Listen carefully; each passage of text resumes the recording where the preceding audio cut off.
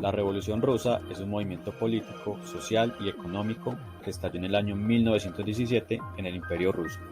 Es considerado como uno de los más grandes acontecimientos de la época contemporánea. La consecuencia fue el derrumbe de la dinastía de los zares, herederos de los emperadores romanos, lo que significó la abolición del sistema absolutista y despótico. La revolución creó como resultado un gobierno de corte comunista dirigido por Vladimir Lenin. Las consecuencias que motivaron la Revolución Rusa fue: primera causa, Rusia estaba en guerra con Alemania, era la Primera Guerra Mundial, entonces llamada la Gran Guerra. Las constantes derrotas que estaban sufriendo los ejércitos rusos en la guerra y las numerosas bajas llevaron al descrédito a la última dinastía zarista con Nicolás II a la cabeza. Años antes, en 1905, tuvo lugar una primera revolución tras la derrota rusa ante Japón en la guerra ruso-japonesa. Segunda causa, Rusia sufría una aguda crisis económica con escasez de alimentos para la población, que sufría una terrible hambruna.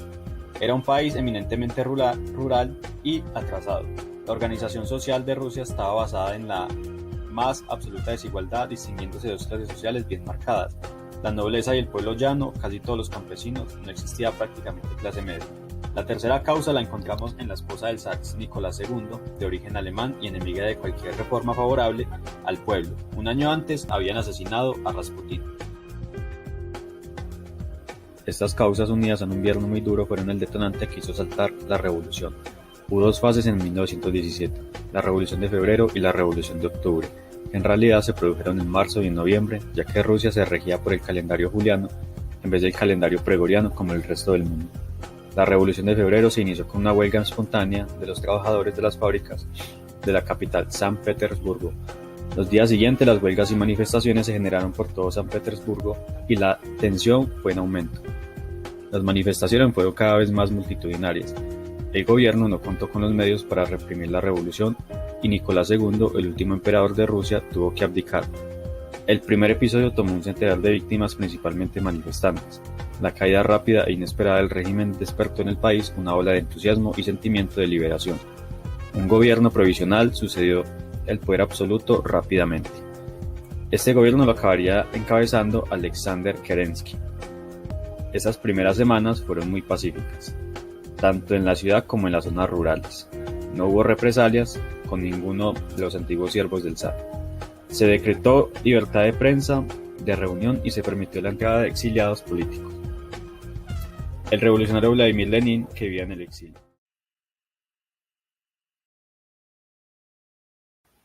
Las posiciones empezaron a mover. Los soviets, que eran asambleas populares de obreros, soldados y campesinos, en un principio permitieron al gobierno provisión al gobernar, pero insistieron en una prerrogativa para influir en el gobierno y manejar diversas milicias.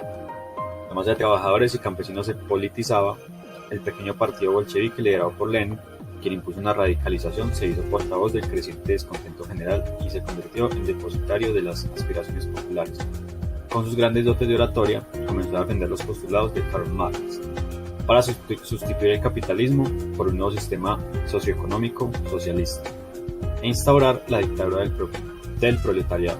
Un frenesí por dialogar y exponer ideas se instaló en la sociedad. El gobierno de Kerensky cada vez era más impopular, incapaz de hacer reformas se distanció de la población. Se siguieron mandando soldados para luchar en la Primera Guerra Mundial. Esto desencadenó revueltas populares. El gobierno provisional optó por la represión y comenzó a perseguir a los opositores. Lenin y León planearon el derrocamiento del gobierno provisional para instalar el sistema comunista. Si la Revolución de Febrero fue un levantamiento espontáneo, en la Revolución de Octubre los soviets se apoderaron de los puntos estratégicos de la capital y asaltaron el Palacio de Invierno. Lenin anunció una paz inmediata, un decreto sobre la tierra y la formación del Soviet de Comisarios del Pueblo. Sovnarkon organizaría unas elecciones para elegir a una asamblea constituyente. El partido bolchevique de Lenin resultó derrotado en las elecciones. Lenin mandó a disolver la asamblea democráticamente elegida al estar en minoría. Esto desembarcaría en una guerra civil. Los bolcheviques crearon la Cheka, una organización de inteligencia política y militar para aplastar cualquier tipo de disidencia. Sus métodos de represión no se limitaron a detenciones y fusilamientos en masa, sino que utilizaron brutales métodos de tortura. Aparecieron los primeros campos de concentración. El terror rojo había comenzado. En 1918, Nicolás II y su familia se encontraban recluidos en una mansión de los montes Urales, en el cual fueron masacrados por un grupo de revolucionarios. La guerra civil que enfrentó al Ejército Rojo en oposición al Ejército Blanco tuvo como ganador al Ejército Rojo. Se habían impuesto el leninismo y la dictadura del proletariado. Se formó la Unión de Repúblicas Socialistas Soviéticas en 1922. El país estaba profundamente tocado. Una terrible hambruna mató a más de 5 millones de personas y se pusieron en marcha una serie de reformas. El partido es dirigido de forma vertical, de arriba hacia abajo. El nuevo Estado consiste en una pirámide de soviets donde realmente el partido decide y los soviets votan lo que ha dicho el partido. En 1922, Lenin enfermó y deja su puesto. En 1924 muere Lenin y Stalin se impuso y sería el sucesor de Lenin. Stalin impuso un gobierno totalitario y sangriento y llevó a la Unión Soviética a la categoría de gran potencia política, económica, científica y militar del mundo. La Unión de Repúblicas Socialistas y Soviéticas durarían hasta 1990.